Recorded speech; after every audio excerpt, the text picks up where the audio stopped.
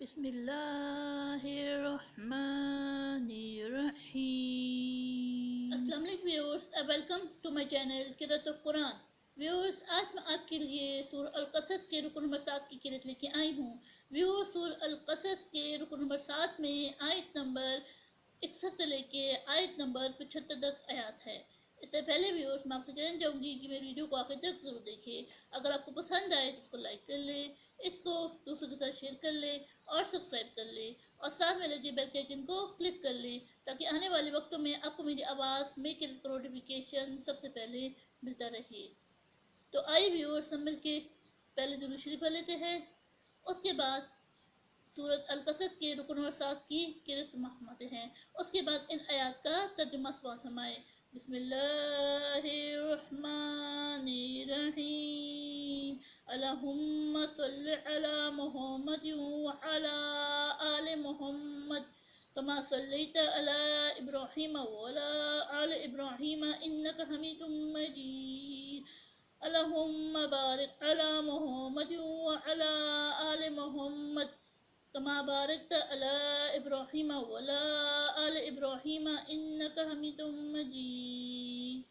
اعوذ باللہ من الشیطان الرجیم۔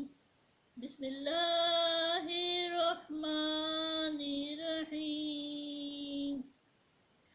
أفمن وعدناه وعدا حسنا فهو لاقيه كمن متعناه متاع الحياة الدنيا ثم هو يوم القيامة من المخسرين ويوم يناديهم فيقول أين شركائي الذين كنتم تزعمون قال الذين حق عليهم القول ربنا هؤلاء الذين أغويناهم كما غوينا تبرأنا إليك ما كانوا إيانا يعبدون وقيل ادعوا شركاءكم فدعوهم فلم يستجيبوا لهم ورأوا العذاب لو أنهم كانوا يعتدون ويوم يناديهم فيقول ماذا أجبتم المرسلين فعميت عليهم الأنباء يومئذ فهم لا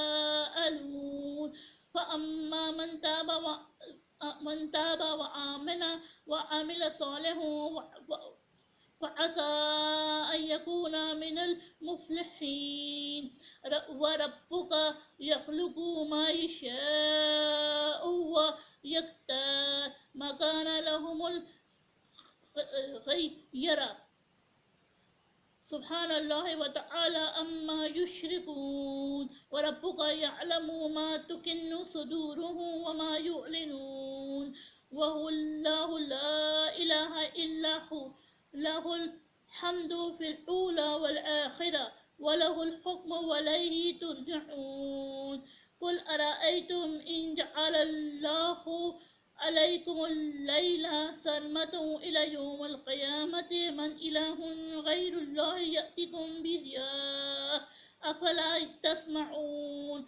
قل أرأيتم إن جعل الله عليكم النهار سرمدا إلى يوم القيامة من إله غير الله يأتيكم بالليل تسكنون فيه أفلا تبصرون ومن رحمته جعل لكم الليل والنهار لتسكنوا فيه ولتبتغوا من فضله ولعلكم تشكرون ويوم يناديهم ويقول أين شركائي الذين كنتم تزعمون ونزعنا من كل أمة شهيدا فقلنا هاتوا برهانكم فاعلموا أن الحق لله وضل عنهم ما كانوا يفترون صدق اللہ العظیم۔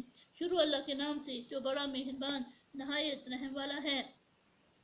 بھلا جس شخص سے ہم نے نیک وعدہ کیا اور اس نے اسے حاصل کر لیا، تو کیا وہ اس شخص کا سا ہے جس کو ہم نے دنیا کی زندگی کے فائدے سے بہرہ مند کیا، پھر وہ قیامت کے روز ان لوگوں میں ہی ہو جو ہمارے روبرو حاضر کیے جائیں گے، اور جس روز خدا ان کو پکارے گا اور کہے گا کہ میرے وہ شریک کہاں ہیں جن کا تمہیں دعویٰ تھا، اور تو جن لوگوں پر عذاب کا حکم ثابت ہو چکا ہوگا وہ کہیں گے کہ ہمارے پروردگار یہ وہ لوگ ہیں جن کو ہم نے گمراہ کیا تھا، اور جس طرح ہم خود گمراہ ہوئے تھے اسی طرح ان کو گمراہ کیا تھا۔ اب ہم تیری طرف متوجہ ہو کر ان سے بیزار ہوتے ہیں، یہ ہمیں نہیں پوچھتے تھے۔ اور کہا جائے گا کہ اپنے شریکوں کو بلاؤ، تو وہ ان کو پکاریں گے تو وہ ان کو جواب نہ دے سکیں گے، اور جب عذاب کو دیکھ لیں گے تو تمنا کریں گے کہ کاش وہ ہدایت یاب ہوتے۔ اور جس روز خدا ان کو پکارے گا اور کہے گا کہ تم نے پیغمبروں کو کیا جواب دیا، تو وہ اس روز خبروں سے اندھے ہو جائیں گے اور آپس میں کچھ بھی پوچھ نہ سکیں گے۔